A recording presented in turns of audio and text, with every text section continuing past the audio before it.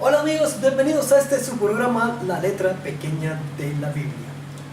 Hoy vamos a hablar de la fusión o la afinidad que hay entre el judaísmo y el cristianismo, si es que la hay. Vamos a hablar de eso. Y para comenzar, comencemos con ¿dónde nació el judaísmo? Vamos a empezar. Abraham, portador de la ley, lo dice en Génesis 26:5. Por cuanto Abraham escuchó mi voz, o oyó mi voz, guardó mis preceptos, mis mandamientos y mis estatutos. En Génesis 26:5 podemos ver que Abraham guardaba la ley. Tuvo dos hijos, uno era Ismael y el otro Isaac. Isaac fue el escogido. Isaac tuvo dos hijos más y era Esaú y Jacob. Y Jacob fue el escogido. Y Jacob, Yahweh le cambió el nombre a Israel. E Israel tuvo 12 hijos y se llamó la tribu de Israel.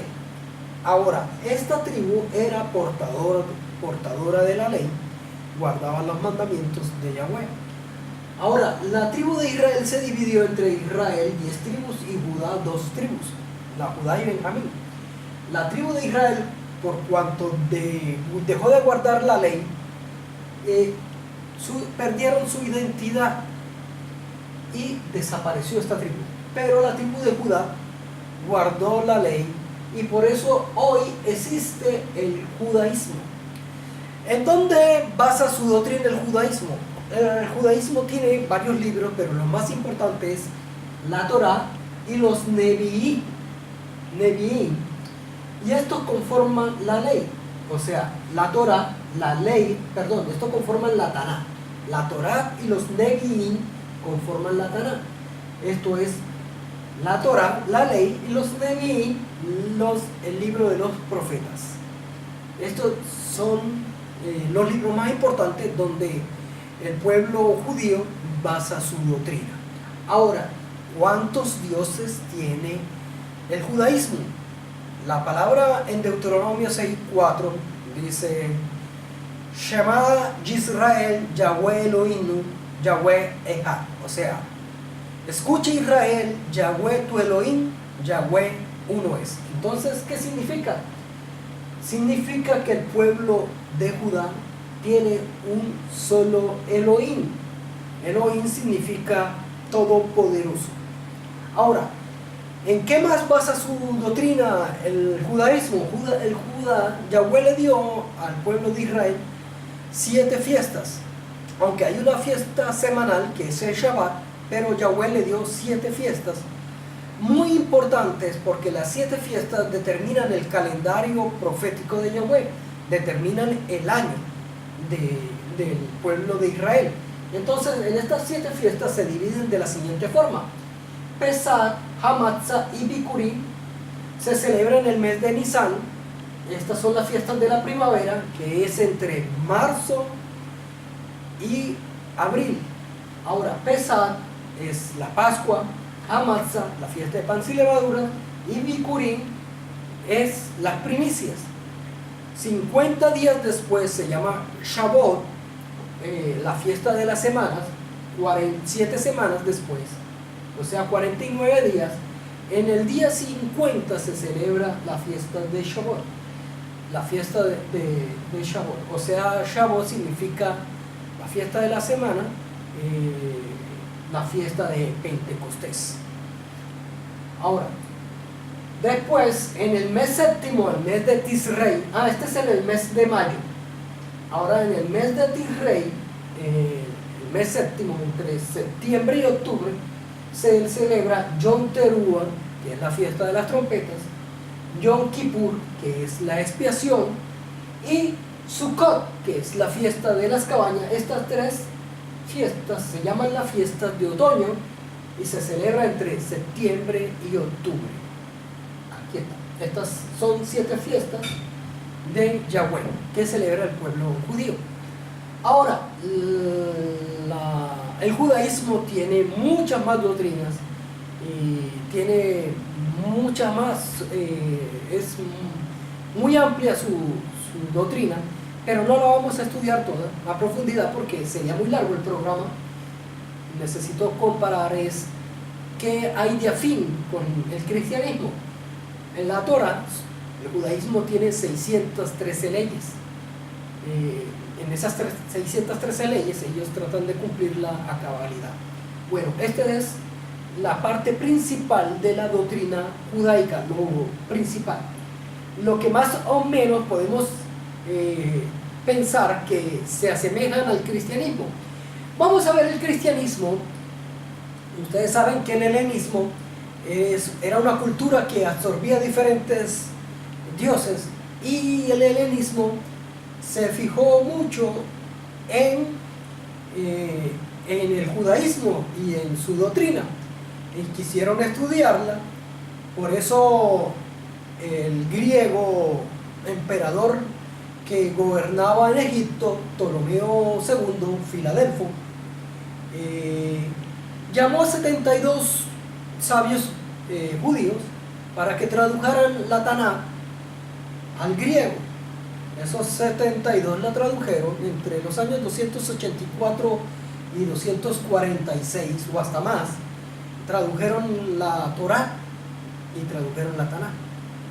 Pero esta traducción hasta fue más larga, y los sabios hicieron algo, estos sabios judíos hicieron algo al respecto a lo que la tradujeron. Fue que no colocaron el nombre de Elohim en los escritos, omitieron el nombre de Yahweh en los escritos. Entonces ellos lo tradujeron, había cierto interés por la palabra judía, por la doctrina judía. Pasaron el tiempo y el helenismo cayó y empezaron los romanos a gobernar. Entonces el emperador romano Constantino necesitaba unificar a su imperio, y la única forma de unificar a su imperio era mediante la religión, mediante una iglesia. Así que llamó a todos los sacerdotes que habían en el imperio que se reunieran en Nicea, y se hizo el primer concilio ecuménico en Nicea en el año 325, que era ponerse de acuerdo todas las religiones y colocar un solo Dios y una sola iglesia. Entonces ahí nació el cristianismo. El cristianismo nació de parte de Constantino. Recordemos que la iglesia católica, cristiana, católica y romana, es apostólica y es romana. Entonces, ¿en dónde basa la iglesia su doctrina? ¿En dónde la basa? Vamos a empezar en la época del 325, en la época de Eusebio, en la época de Constantino, cuando llama a todos los sacerdotes. Entonces le dice a los sacerdotes: mira, traigan todos los escritos que tienen donde ustedes basan sus doctrinas. Fueron y llevaron los escritos, y un historiador muy amigo de Eusebio y muy útil en esa época para ese concilio, recogió todos los escritos y empezó a ordenarlos. Y como el helenismo no tenía una doctrina establecida, porque había muchos dioses, Eusebio se fijó en algo muy importante. ¿En qué creen que se fijó en Eusebio? En algo ordenado y bien estructurado, como era la Torá y los Nevi'im, que es la Taná. Entonces ahí se fundamentó la doctrina del cristianismo. La fundaron, pero agregaron los escritos de Pablo y algunos evangelios más, y lo llamaron, el nombre de este libro en esa época se llamaba un nuevo testigo, que más tarde lo llamarían, a propósito, Antiguo y Nuevo Testamento. ¿Por qué Antiguo y Nuevo Testamento? ¿Con qué propósito lo hicieron? Con el propósito de anular esto, la Taná, Antiguo Testamento. Ahora, se le llamó nombre de testamento. ¿Por qué lo hicieron? Lo hicieron a propósito. El propósito era anular la ley, era anular la Torá. Vamos a explicarle esto. ¿Qué significa testamento? testamento significa que una persona viva hace una ley y que cuando él muera, ese testamento va a ser ejecutado y cumplido, y ha sido su orden, así será. Pero si el testamentador vive, ¿cómo es? El testamento, o sea, lo escrito, no puede cumplirse, porque para verificar, o sea, para que el testamento adquiera valor, el testador necesita morir.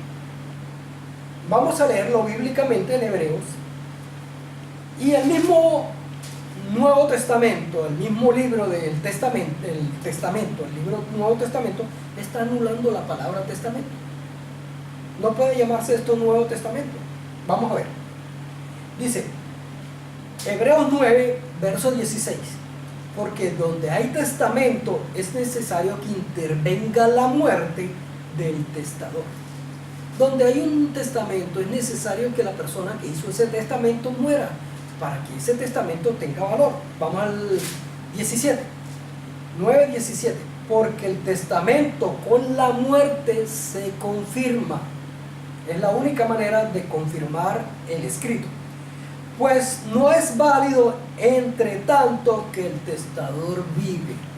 Ahora, si llamamos a la Torá y al libro de Nevi'im como Antiguo Testamento, ¿qué estamos diciendo? Que Yahweh está muerto. O que Yahweh está vivo. Entonces digamos que está vivo, entonces tiene valor. Pero si está muerto, carece de... si está vivo, carece de valor. Y si está muerto, tiene valor, porque es la única que tenga valor. Ahora, ¿qué dicen los cristianos? Que el Antiguo Testamento no va, pero que el Nuevo Testamento sí va. Pero el Nuevo Testamento carece de valor. ¿Por qué? Una pregunta que le hago a mis amigos los cristianos. ¿Yahshua está muerto o está vivo? Si está muerto, tiene valor. Pero si está vivo, carece de valor. Entonces esto no se puede llamar ni Antiguo ni Nuevo Testamento. Su verdadero nombre es Torah y Nevi'im, que es la Tanakh. Y el Nuevo Testamento no debería llamarse Nuevo Testamento, sino Nuevo Pacto, porque Yahshua está vivo. Vamos por ahí. Entonces, tienen el mismo libro, ahí concuerdan, hay una conexión, pero tienen diferentes significados, ahí no concuerdan. ¿Cuántos dioses tiene el cristianismo? El cristianismo dice tener un solo Dios y lo dividen en el Padre, el Hijo y el Espíritu Santo, 3 en 1. La mayoría de iglesias cristianas tienen la Trinidad, no todas, pero la mayoría la tienen. Entonces, ¿qué significa esto? Esto significa un politeísmo, como lo tenía el helenismo y el babilonia, un politeísmo disfrazado de monoteísmo, 3 dioses en uno solo. Ahora, cuando se escribió la palabra, los judíos omitieron la palabra Elohim y omitieron la palabra Yahweh, la omitieron. Entonces, cuando los griegos tradujeron el libro de la Tanakh al griego, colocaron así, vamos a ponerla: en el principio Zeus creó los cielos y la tierra, su Dios. En el principio Zeus creó los cielos y la tierra. Vamos a esto como suena en latín. En el principio Deus creó los cielos y la tierra. Y vamos a ver cómo suena en español. En el principio Dios creó los cielos y la tierra. Entonces, el Dios del cristianismo es Zeus, porque la etimología, el nacimiento de la palabra Dios, las raíces es Zeus. Entonces, el Dios del cristianismo no tiene nada que ver con el Elohim del judaísmo. Aquí vamos a ver, hay una diferencia abismal. No hay conexión, no hay afinidad. Padre, Hijo y Espíritu Santo, 3 dioses en uno, su nombre es Zeus. Vamos a ver en las fiestas. Las fiestas tenemos que las fiestas en Pesach, Hamatzah y Bikurim es una semana entre marzo y abril. Y entonces el cristianismo celebra en esa misma fecha, entre marzo y abril, Semana Santa. La Semana Santa. Ahora, ¿qué celebran? ¿Cuál es el significado de la fiesta de Pesach? La fiesta de Pesach significa pasar por alto. Es una celebración de libertad del pueblo de Israel del pecado y de la muerte. Es una libertad de la esclavitud del pecado, que ellos vivían en Egipto esclavos y fueron liberados. Entonces la fiesta de Pesach es una liberación. ¿Qué celebra el cristianismo? Semana Santa. Semana Santa lo que celebran es un funeral. Yo me acuerdo que cuando yo era niño, ayer nada más, la Semana Santa era un ritual largo, donde nada más se escuchaba música clásica, había absoluto silencio, nadie trabajaba, era totalmente una soledad increíble. Las emisoras no sacaban nada malo, todo era música clásica. Era un funeral de esa cosa. Y eso es lo que celebra la Semana Santa, la muerte de Jesucristo. Es un funeral, no es una liberación. Y después el domingo la resurrección y se acabó la Tanzat, se acabó la Santa Semana. Ahora, Pesach es la liberación. Hamatzah se celebra, es la fiesta de panes sin levadura. O sea que el pueblo de Israel, el pueblo judío, saca de sus casas toda cosa leudada. No come nada leudado durante esa semana. Si come pan, el pan es sin levadura, totalmente plano. Entonces es un pan plano. ¿Qué toman los cristianos? Un pancito y una copita de jugo, una hostia y un vino. No quiero decir que es la representación de un dios pagano, pero vamos a suponer que Joshua comió su pan ácimo y alzó la copa y dijo: este es mi pacto, la sangre de mi nuevo pacto. Vamos a aceptarlo. Bueno, después viene Bikurim, la fiesta de las primicias. Los cristianos católicos no celebran eso, pero los cristianos protestantes sí celebran las primicias. Las primicias aquí se celebran es en marzo, entre marzo y abril se celebran las primicias. Y las primicias significan la entrega de la Torá por primera vez a Moisés en el monte de Sinaí. Ahora, ¿qué celebra el cristianismo protestante? Las primicias, pero en enero. O sea, el 1, el 2, el 3 de enero celebran las primicias como desde el principio del año. Entonces, para que la gente le lleve plata y le lleve ofrendas y le lleve cuánta cosa. Es totalmente al revés. Se celebra en la misma época, menos las primicias, pero ahí es una celebración, un significado diferente, absolutamente diferente. Bueno, Shavuot, la fiesta de las semanas. En el día 50 se celebra esa fiesta. ¿Qué celebra la fiesta? ¿Qué significa? La reposición. Significa la reposición. Es lo que significa eso. Que repuso Yahweh, que volvió a escribir en las tablas del testimonio, o sea, los 10 mandamientos, y entregárselo otra vez a Moisés.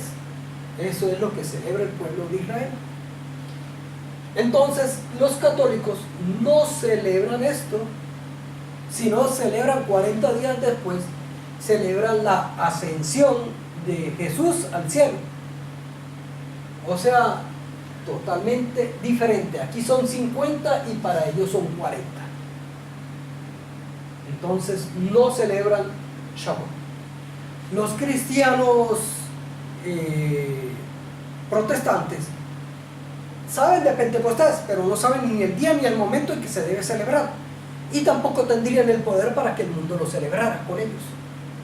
Entonces no celebran Pentecostés. Hablan de Pentecostés, pero no celebran Pentecostés, porque en realidad no saben cuándo ocurrió Pentecostés.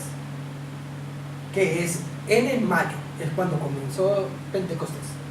Ese es el mes judío de Shivan, o Sivan. Ahora, viene la fiesta de Yom Teruah, es la fiesta de las trompetas. Esta fiesta es muy importante para el pueblo de judío porque es la venida de los reyes. Ahora, Yom Teruah no lo celebra ni el cristianismo católico ni el cristianismo protestante, más el cristianismo mesiánico sí lo celebra, porque conoce las fiestas. Ahora, Yom Kippur es la fiesta de expiación. Esa fiesta le cambiaron totalmente el significado y lo convirtieron en un ritual que se llama bautismo. En eso fue lo que convirtieron el Yom Kippur, una fiesta, y hacen el bautismo no una vez al año, sino en diferentes formas y de una forma loca, en enero, febrero, marzo, abril, no tiene una fecha específica. Es cuando al pastor o al padre de la iglesia, un domingo, lo que sea, le dé la gana de bautizar a un niño o bautizar a una persona o bautizar a un adulto. Entonces los cristianos se pelean cuál es el bautismo verdadero. Y les cuento que los dos son originalmente de la Biblia, pero ellos no saben cuál es el significado de eso. Ninguno de los dos, ni el protestante ni el católico, cristianismo católico, saben el significado de la fiesta de Yom Kippur.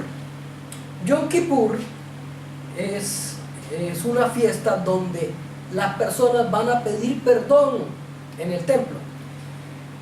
Y se hace un ritual en esta fiesta que lo hacía Yohanan y lo hacían los sacerdotes en el templo. Como Yohanan no se la llevaba con los sacerdotes, Yohanan lo hacía en el río, o sea, Juan el Bautista lo hacía en el río.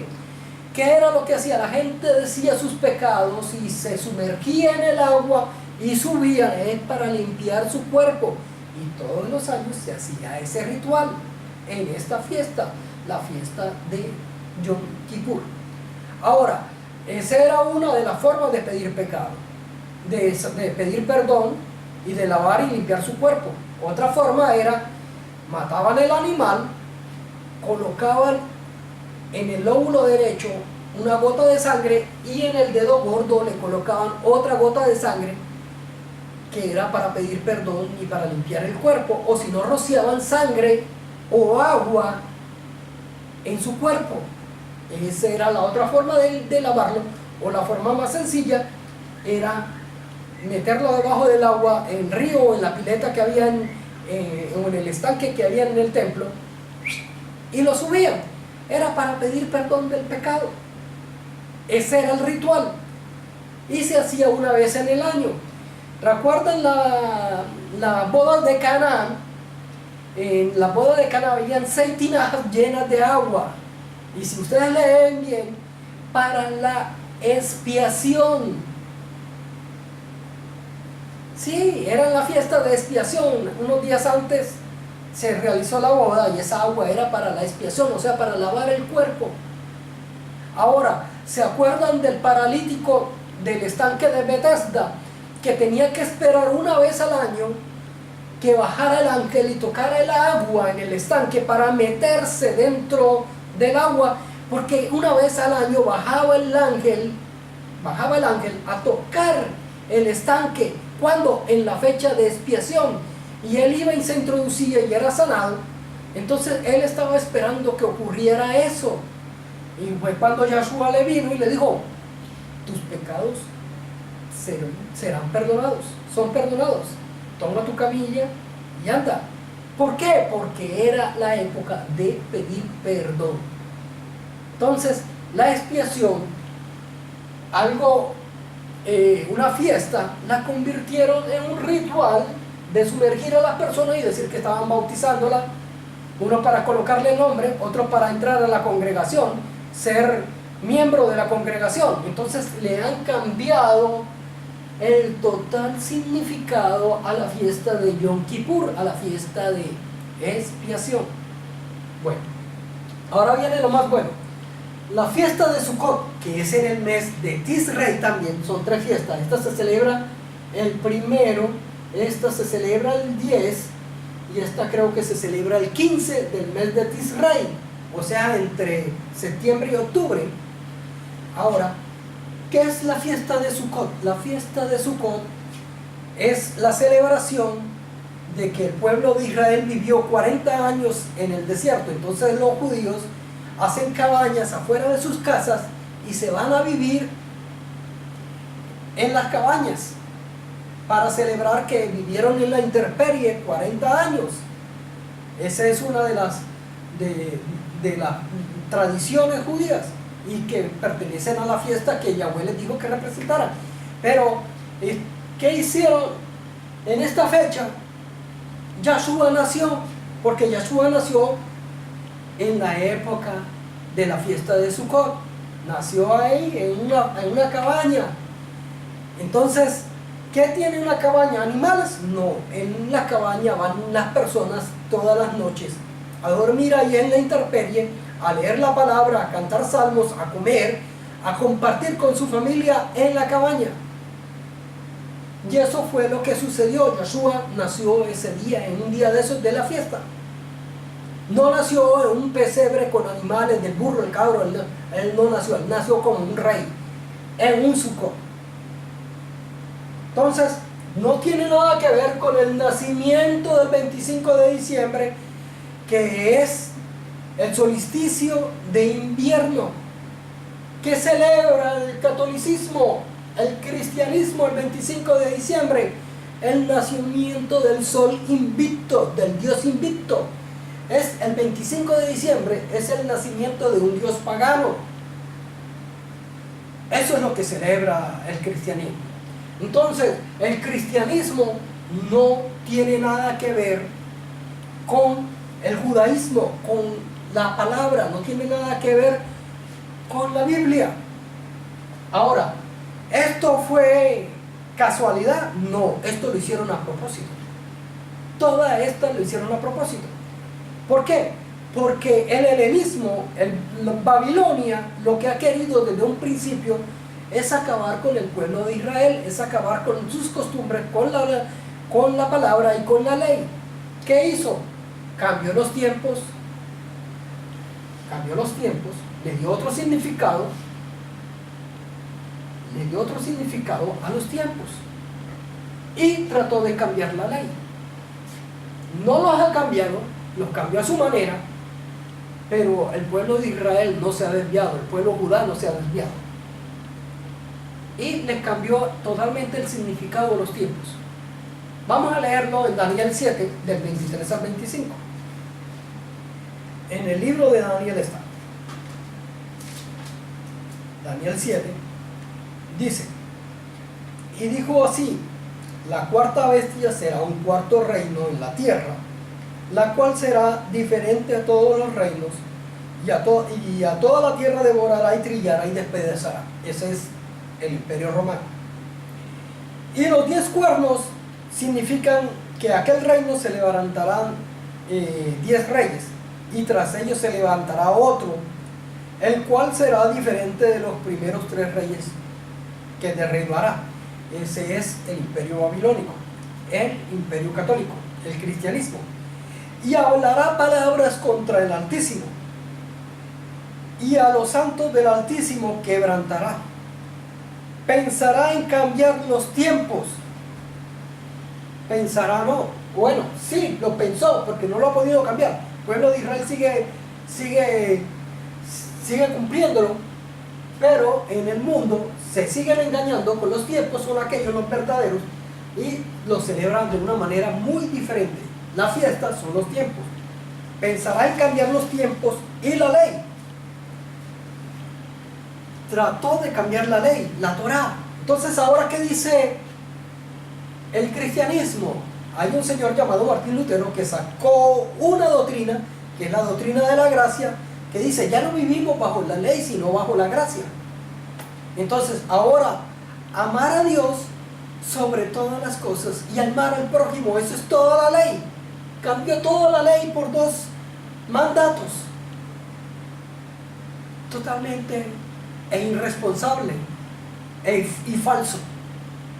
Porque la ley no puede ser abolida, porque el mismo Yahweh fue el que escribió la ley prácticamente. Entonces, lo que es de Yahweh es de hoy, de ayer y de para siempre, es eterno. La palabra de Yahweh no tiene principio y no tiene final, porque es eterna. Entonces no puede cambiar la ley y no puede cambiar los tiempos. No puede decir que la ley fue abolida y que solamente hay 2 mandamientos. Eso es totalmente nulo. Entonces dice, la palabra es, ya no vivimos bajo la ley, sino bajo la gracia. Trató de cambiar la ley. El señor Martín Lutero, el padre del protestantismo, él era católico, y cuando estaba en el catolicismo era un sacerdote, un teólogo de renombre, escribió la doctrina de la gracia. Este hombre, cuando salió de la iglesia católica, porque fue perseguido por la misma iglesia para matarlo, trató de entrar al judaísmo, y los de los judíos lo hicieron a un lado, tal vez porque él quería imponer su doctrina en el judaísmo. Lo hicieron a un lado, y esto, lo que causó este hombre fue que escribió un libro, y lo pueden conseguir en las redes. Yo leí, no lo leí todo, pero leí una partecita del libro, y se llama La mentira sobre los judíos, o algo así, no me acuerdo bien el nombre, o sobre los judíos y sus mentiras, no me acuerdo bien del nombre, pero más o menos así que se llama el libro. Ahora, este libro, lo que él escribe es algo desastroso acerca del pueblo judío. Los judíos deben ser exterminados. Los judíos son unos cochinos, unos gusanos que deben ser perseguidos, deben ser colgados del madero más alto, del mástil más alto, deben quemarle sus libros, deben quitarle sus propiedades y ser vueltos esclavos. Ese es un hombre que habla de la gracia, habla del amor de Yahweh. No puede ser eso un hombre que hable de la palabra de Dios y tenga esos sentimientos tan bárbaros. Ahora, ¿por qué yo hablo de esto? ¿Por qué me he dedicado a predicar acerca de todas estas contradicciones y todas estas mentiras en la cual se basa la palabra, o sea, no la palabra, sino se basa el cristianismo? Porque estamos en los últimos tiempos. Estamos en la época como en Sodoma y en Gomorra, estamos en la época como de Noé, estamos en los días finales. La palabra dice, en Daniel 12:4, dice que la ciencia aumentará y el hombre andará de aquí para allá. Y le dice, Daniel, cierra estos libros, cierra este libro, que en el final los libros serán abiertos, sus sellos serán rotos. ¿Qué sucede hoy? Que hoy la ciencia ha aumentado demasiado y el conocimiento de la palabra se ha aumentado. Muchas personas han descubierto la verdad, no solamente han descubierto parte de la verdad, porque nadie tiene la verdad absoluta, han descubierto parte de la verdad. Entonces lo que podemos ver es que hoy podemos saber un poquito más de la palabra e identificar en dónde está la verdad un poquito y en dónde está la mentira. Podemos saber qué es lo verdadero y qué es lo falso. Esa es una de las señales que está en el ambiente. Otra de las señales es que el pueblo de Israel está siendo perseguido y está siendo masacrado, y el pueblo santo está siendo, lo están matando. Hay una persecución hacia el pueblo de Israel. La mayoría de noticieros no lo dicen, pero la persecución está. Donde quiera que vaya un judío, lo van a tratar de golpear, lo van a tratar de, si es posible, asesinar. Ahora, una de las profecías más palpables es lo que está sucediendo entre Irán, el tratado de Irán que hizo con Estados Unidos, y con Europa, con la Unión Europea. Este tratado se trataba de que Irán no iba a construir armas nucleares, y se ha descubierto que Irán tiene armas nucleares. Se ha descubierto que Irán estaba construyendo armas nucleares y misiles nucleares. Esto llevó a cabo de que Estados Unidos se retirara de dicho tratado, de dicho pacto. Y hay algo muy sospechoso, es que Estados Unidos y Europa estaban aliados para este pacto. Pero si Europa está aliado a Estados Unidos, si Estados Unidos se retira de este pacto, Europa por consiguiente tenía que retirarse de este pacto. Pero Europa no, Europa sigue ahí. ¿Y por qué Europa sigue unido a este pacto? Porque a Europa no le interesa el pueblo judío. A Europa lo que le interesa es que Irán destruya al pueblo judío, porque Europa pertenece a Babilonia. Parece algo loco, pero es la absoluta verdad, porque durante siglos eso es lo que ha sucedido. Los europeos han perseguido a los judíos durante siglos, no es de ahora, ha sido desde siempre. Entonces, ¿qué vamos a hacer? El mundo está dando 360 grados. Estamos volviendo al mismo instante en donde los europeos mataban a los judíos solamente por tener una Biblia. Estamos volviendo a esa época. Entonces, por eso les digo que estamos en los días finales. Este año es absolutamente crucial. Aquí solamente puedo hablarle a las personas que les gusta estudiar la Biblia para que investiguen lo que yo digo. Y aquí en este canal pueden emitir sus opiniones. Si yo puedo, si está a mi alcance, con mucho gusto yo mismo les responderé. Pero yo les digo a los cristianos, a las personas cristianas, que por favor verifiquen su doctrina, si lo que yo estoy diciendo es mentira o es verdad. No todos los cristianos